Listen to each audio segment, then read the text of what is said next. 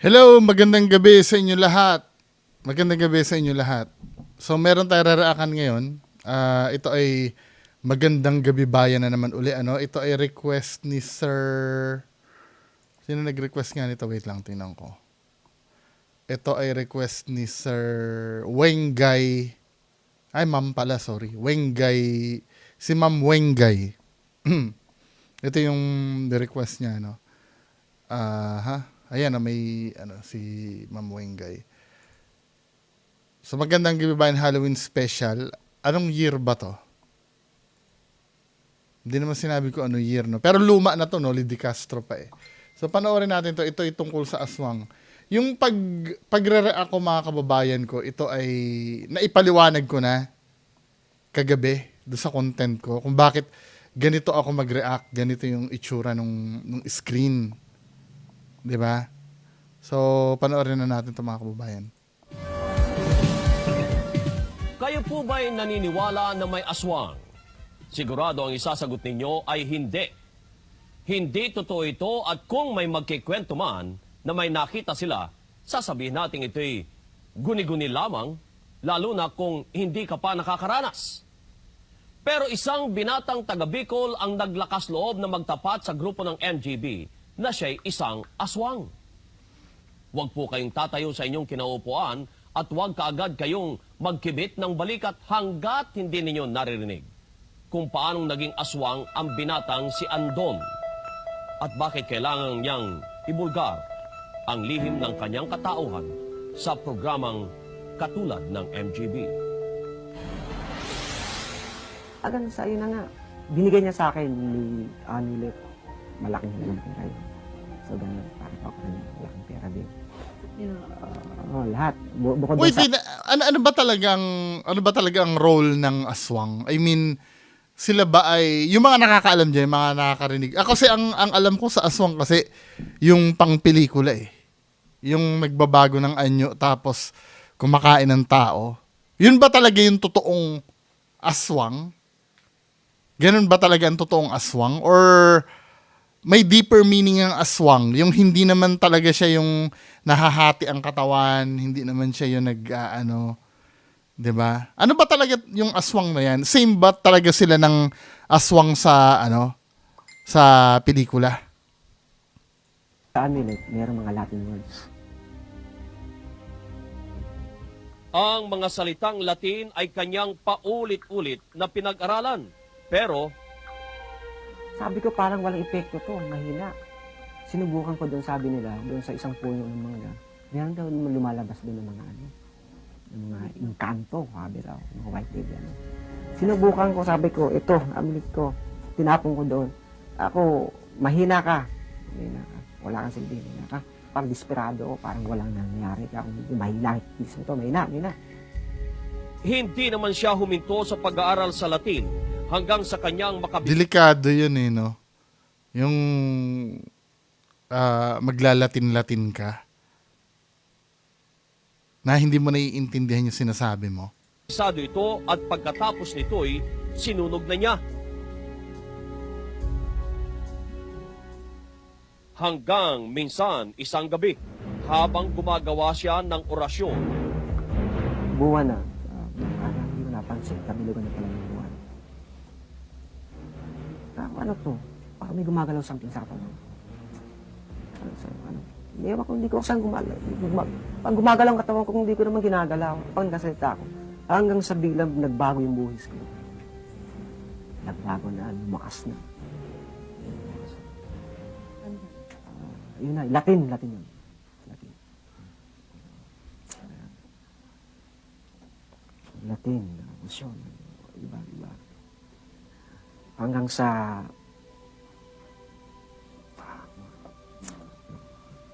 Ano? ayun, Nag-iisip yata siya na ikikwento niya eh. habang Kinigilan ko niya. hindi, habang sinasalita ko yun, ayoko na sanang maalala. ang nakapagtataka habang ikinikwento ni Andon Yan na. ang nangyayari sa kanya, bigla itong sumigaw. Ah! Ah! Ah! Galing umarte ni Kuya men ah. Hindi, alam mo kung bakit ano? Alam mo kung bakit nasasabi kong umaarte to? Kasi kung if ever man na under control ka na ng something, let's say may katauhan ka na hindi na ikaw yun ano, hindi dapat susugurin mo na yung ano mo eh. Yung nag-i-interview sa'yo or kung sinong tao dyan. Hindi ka na makokontrol eh. Pero nakikita mo kasi dito. Hindi, pwede mo niya naman palusutin na hindi, nilalabanan ko kasi ang aking sarili. Pero men, di ba? Kontrolado niya yung ano niya eh, parang wala to. For me ha, for me. Gagalit na naman yung mga naniniwala diyan. Every time, wait nga, mag-usap nga tayo. Every time na, halimbawa, may nire-react ako, ang daming galit dyan sa baba na hindi ko...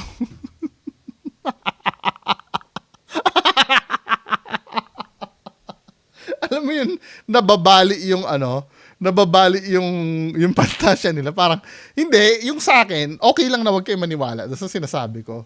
Kasi ako, for me lang naman. Kasi katulad nga sinabi ko, skeptic ano. Para sa akin lang naman. Subjective lang mga kababayan ko. Ngayon, kung tunay na aswang yan, wala naman ako magagawa. Kahit ba sabihin kong peke yan, kung biglang nahati ang katawan yan sa harap ko, wala akong magagawa doon. Ako yung mali doon. Pero sinasabi ko, syempre, ayon sa aking observations, di ba? Na uma-acting lang to. May magigalit na naman dyan. Relax lang kayo.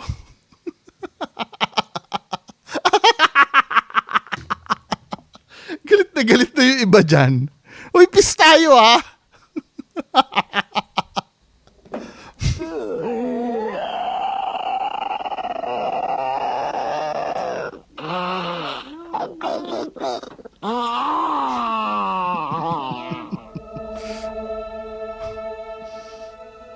Ayon kay Andon, nang mapansin niyang nag-iiba na ang kanyang boses, biglang umikot ng umikot ang Dito kanyang naman ulo ako.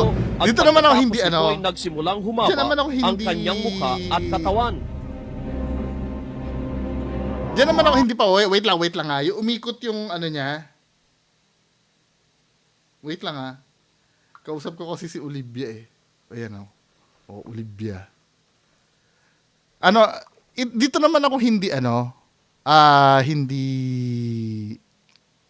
yung umikot daw yung ulo, no? Ito reenactment to ito yung Ayon kay pinapakita eh. Andon, nang mapansin niyang nag-iiba na ang kanyang boses, biglang No, umikot daw yung ulo niya, no?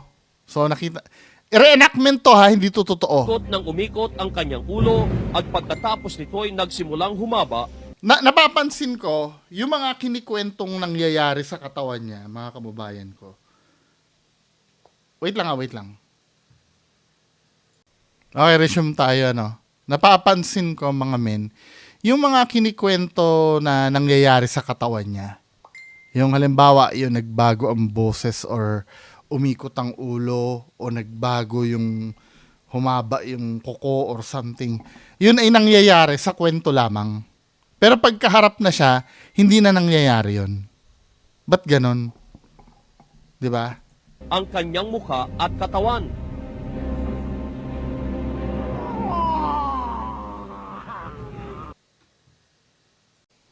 Tapos ito mga men, no? May i-rewind ko lang ng konti ha. I-rewind ko lang ng konti. Doon sa may part na yun, ito, yung umiikot yung ulo. Umikot ng umikot ang kanyang ulo at pagkatapos nito'y Kahit kailan, no? Kahit marami na ako naririnig na nagkikwento ng ganyan, yung umiikot ang ulo. Parang nakuha yata yan sa doon sa movie na The Exorcist, no? Tama ba ako? Kahit kailan, hindi ako naniniwala doon. Yung may umiikot ang ulo na ganon. Yung ganon. Umiikot ang ulo. Hindi ako naniniwala doon. Alam mo kung bakit? Kahit pa sabihin mong paranormal to, no? Kahit pa sabihin mong ito ay gawa ng demonyo or black magic or kung ano pa man. Hindi ako naniniwala. Kasi kahit pa paano mga kababayan ko, magde-demand pa rin ng ano yan eh. Magde-demand pa rin siya ng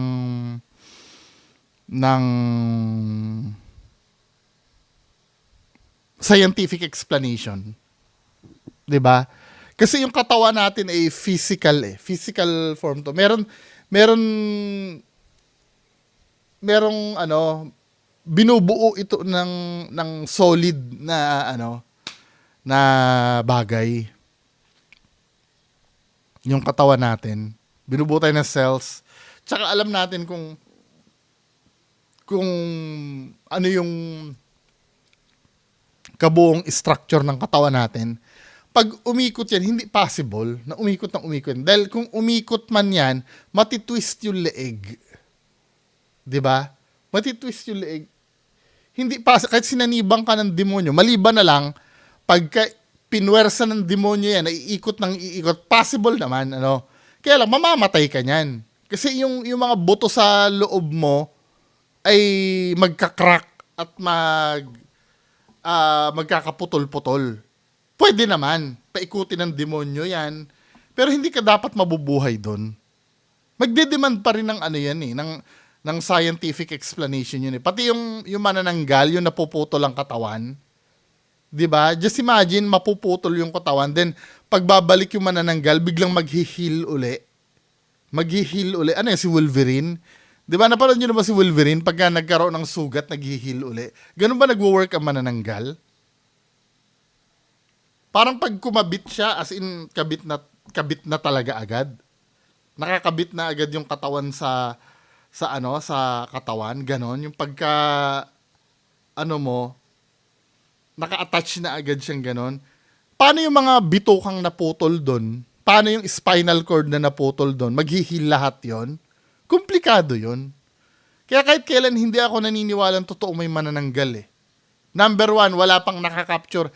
Yung aswang hindi ko alam kung totoo ba yung aswang na yan. Ano ba talaga ang tunay na description ng aswang? Kasi may nagki-claim na aswang siya na nai-interview katulad nito na hindi naman yung typical na aswang na na nakikita natin sa movies yung nagkakaroon ng pangil, 'di ba? Kasi nga hindi possible 'yon. Hindi possible 'yon. Magde-demand pa rin ng scientific explanation 'yon. Just imagine lilipad yung manananggal na putol ang bituka, yung kakainin ng manananggal, saan mapupunta yon? Babagsak lang yun, men. Hindi niya makukonsume ng lubusan yon. Diba? Kung yung bituka niya mapuputol, yun? Pag kumain siya, yung mga nginuya niya lalaglag din. Diba? Hindi natin ipalusot. Katamaran na lang kasi palusot na hindi bungo, paranormal yan. Magic ng demonyo yun. Hindi kahit na. 'Di ba? Dapat lahat ng mga tissues na nagdetach, kusang magdudugsong uli lahat yon at mabubuo uli yung bituka niyang naputol. I don't think so, no? Kahit pa sabihin mong magde-demand pa rin ng explanation yan. Tsaka may studies yung mga hindi possible na magkaroon ng pakpak ang tao. Kasi dapat kung magkakaroon tayo ng pakpak, dapat sa gilid, hindi sa likod. Kaya yung mga depictions daw ng angel, hindi daw pwede yon. Kasi kung may pakpak ka daw, magbubungguan yung yung pakpak sa likod, hindi siya makakagawa ng totoong hindi magfe-fail yung aerodynamics ng katawan pag nasa likod dahil magbubungguan daw yung Sino ba nag-discuss noon? Sa History Channel ko yan napanood yun Tinry nila yun na magkaroon ng pakpak sa likod. Hindi possible. Pwede magkaroon ng pakpak ang tao dito sa kamay. Yun ang pang niya, pero sa likod. Yun kasi manananggal, 'di ba? Ganun din. 'Di ba? At saka halimbawa tutubo yung pakpak sa likod ng manananggal. 'Di ba? Pag tubo ganon, siyempre malaki yun saan niya itatago yung buto na babalik uli sa likod niya?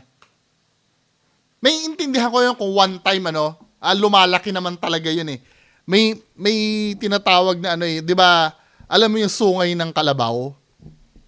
Ang tawag kasi dun sa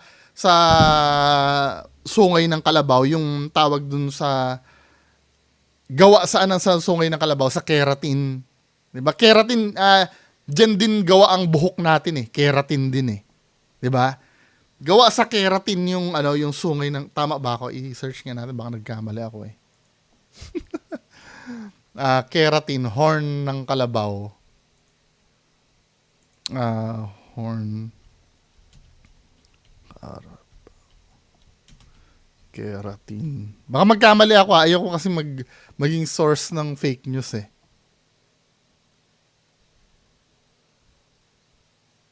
Keratin nga. Consists of keratin and other proteins daw. Partially tama naman ako. Keratin. Ayan o. Masa-search nyo naman yan mga kababayan ko eh. Ayan o. Covering of keratin. So, ang ibig sabihin, nasa na ba tayo? Gawa sa keratin yun. Naiintindihan ko yung yung mekanismo ng pagtubo eh. Halimbawa, tumubo yung sungay, no? Pero hindi mo may expect yun na pag yan ay naging sungay na, babalik uli sa ulo yan. Pag ayaw niya ng magpakita ng sungay. Nagigets nyo? Parang yung manananggal, pag ang manananggal ay tinubuan ng pakpak, dapat forever ng pakpak yon. Unless puputulin niya yon. 'Di ba? Pero kung ina-expect niya naging pakpak at bumalik siya sa katawan niya, biglang babalik yung pakpak, hindi possible yon. Magde-define na naman yun sa science pagka ganun. Saan niya itatago yung buto ng pakpak pag sinalpak niya uli sa likod niya? 'Di ba? Ano yun? Nakakonceal yung mga buto ng pakpak niya? 'Di ba, men?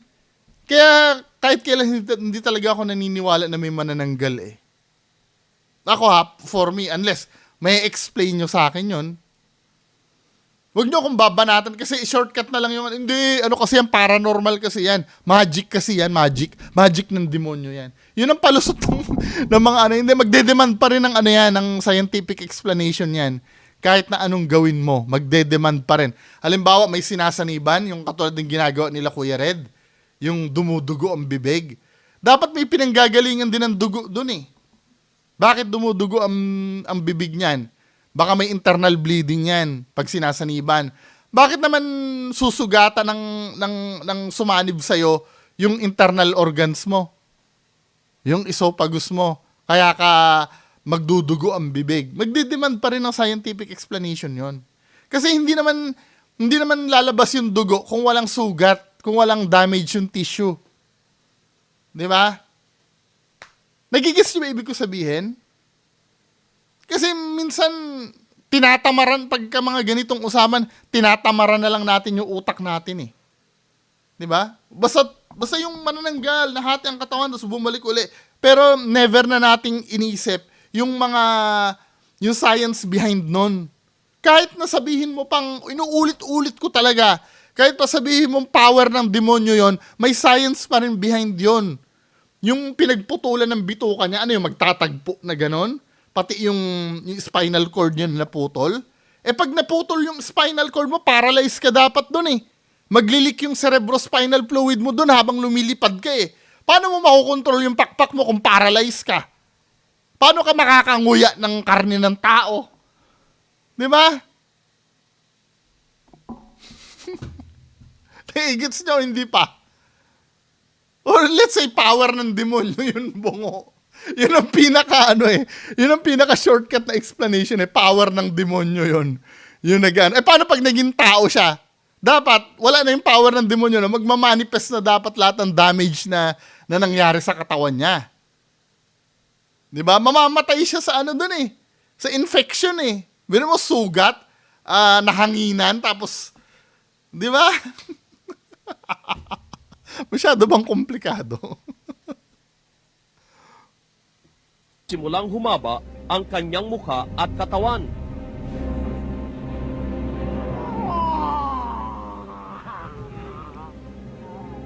Ganun mahaba siya, mahaba. Ganun, next time, tagal. Siguro abot mga 30 minutos, tagal. unti-unti hahatak ito hanggang sa yung dila ko mahaba. Yung totoo talaga, masakit talaga. Tapos naging normal ka uli after nun? Nagsimula ring humaba ang kanya mga kamay at nagkaroon ng buhok ang buo niyang katawan. Wala, pelikulang aswang to eh. Sila 88 nga, mga ninja ang aswang nun eh.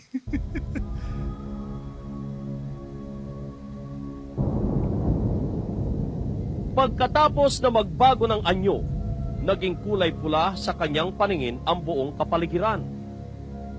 Yung dilim, ano rin natin nakita? Itim. Pero sa amin na mga ganun, mga aswang. Night vision Pula na pala lahat ang na. mata ng Pula. mga aswang eh, no? Dilim. Maliwanag po namin pula. Pero nasa isip mo. Ay, nakikiramdam lang. Wala pa ako nakikiramdam pa lang. Kasi first time yun ang pagbago na yun. Ako rin, nataka rin sa sarili ko. Pero inamin niya sa MJB na minsan ay natutokso siyang kumain ng tao. Pinipigilan lamang niya ang sarili. Pagtingin ko, in a second, 2 second yata, labasan ka din pangalan ko. Ginta. Ganun pa talaga. Bakit hindi mo magawa ngayon? Pag nakaharap ang camera, hindi mo nagagawa. Di ba? Magagaling lang sa kwento kadalasan yung mga ini-interview ganyan eh. Tapos pag nakaharap na yung camera, hindi naman nila magawa. 'Di ba? Experiment. Magpalabas diyan ng dugo, 'di ba? Para matakam yung aswang. Tingnan natin kung talagang tutubo yung pangil. Isa rin 'yan, ano? Kapag tumubo yung pangil na 'yan, saan niya ipapasok yung pangil na? Ano, Wolverine? May ganun pa siya eh. May sound effect pa si Kuya eh, pambihira. Tingin ko, in a second, 2 second yata, labasan ka din pangalan ko. Ginta. Ginawang Wolverine, peke ito. Ipupusta ko lahat na meron ako, peke yan. Yung maglalabas ang pangil, ganyan.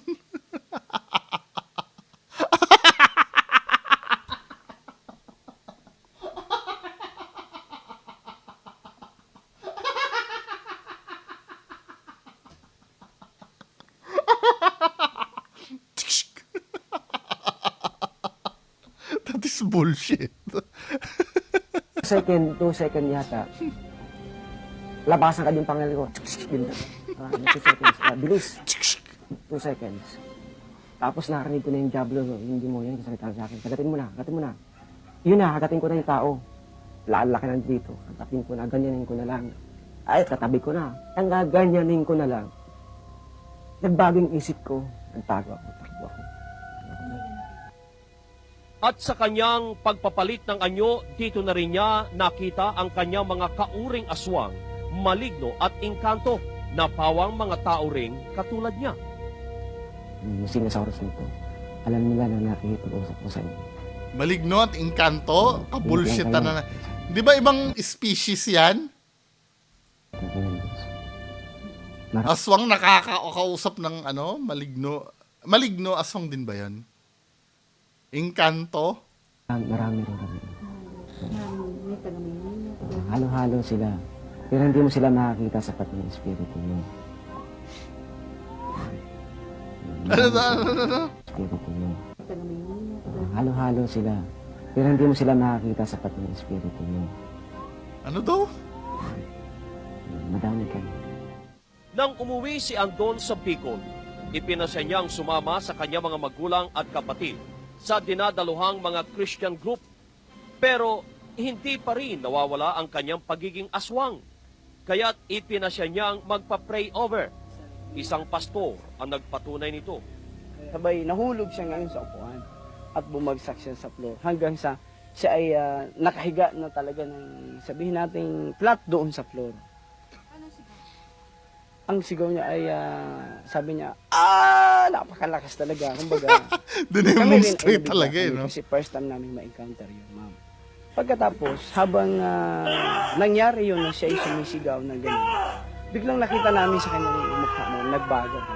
Ay, come on! Parang yung mukha niya ay medyo naging parang matulis at humaba yung kanyang dila din ng mga Wala, kabulshitan din yun, di ba? At maya-maya, Pastor ka pa naman, kabulshitan din yung biglang sasabihin. nagulat kami ma'am kasi kumbaga habang nakalapag siya sa floor, abay biglang umangat ng mga siguro hanggang ganyan.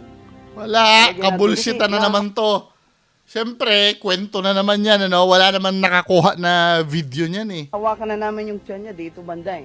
Habang nakatayo kami, nakaganyan. Ito ha, ito sabihin ko, maaring nung araw, mataas ang possibilities na paniwalaan to nung araw. Kasi wala pa hindi na mahirap mag-video nung araw eh. 90s to, di ba? Pero sa panahon ngayon na halos lahat na lang tayo may cellphone na at may video na yung cellphone natin, bakit wala pa rin nabibidyohan na katulad nung dinidescribe nila? Meron man nabibidyohan na kiniklaim, halata naman peke. Di ba? Ina-upload sa Hindi YouTube. ganun yung tiyan niya.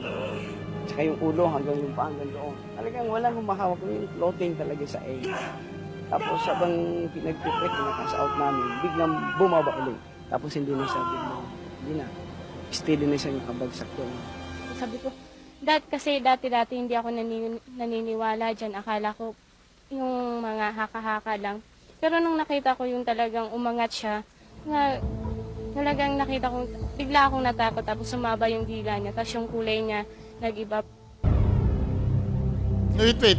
Ano ba talaga ang Si itsura? Andong ay aktibo pa ring miyembro ng kanilang Christian group at sumasampalatayang hindi magtatagal. Mawawala na ang kanyang pagiging aswang. So, aswang pa rin pala siya. Di sana nag-experiment sila, ano? Para makita talaga yung itsura. Anyway, mga kababayan ko, bahala kayo kung maniniwala kayo dyan. Trip nyo naman yan eh. Diba? Ako daw naniniwala. Kaya naniniwala kayo? Comment below. Maraming salamat. Bye-bye.